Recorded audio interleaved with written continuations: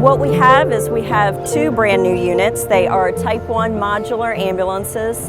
The Type 1 ambulances are usually used for ambulances that carry advanced life support equipment. Modular ambulance means that it's a box that sits on a chassis. Some of the outside safety features are we have a design on the back. It's called a chevron design, and what it does is it increases visibility for other drivers.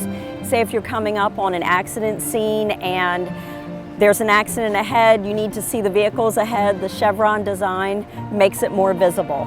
We do have forward, rear, and side-facing cameras. So you have a 360-degree view from the inside of the ambulance to what is around the ambulance. The oxygen cylinder is used when we have to give medical patients oxygen that they need to help with their respirations.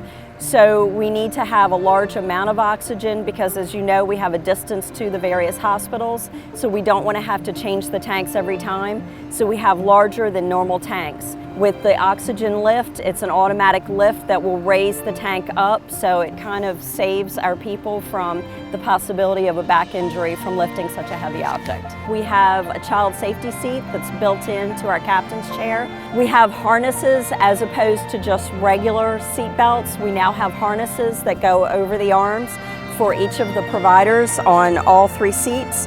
We have a squad bench, and traditionally we had a long bench where providers sat. Now we've gone to it's a bucket seat that has a harness. That's both for the safety of the providers and the safety of the patient that's in the ambulance. So our providers are harnessed in but can still swivel around and move and still do good patient care. We have interior shelves that are adjustable, and then we've got ergonomically angled cabinets. The Stryker Power Load Stretcher is capable of holding a patient up to 700 pounds.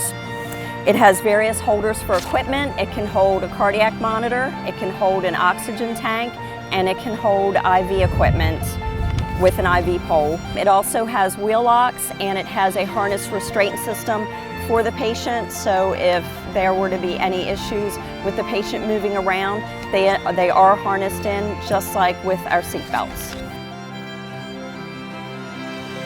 We like drivers to pull to the right and drive with due regard, as everybody should drive with due regard at all times.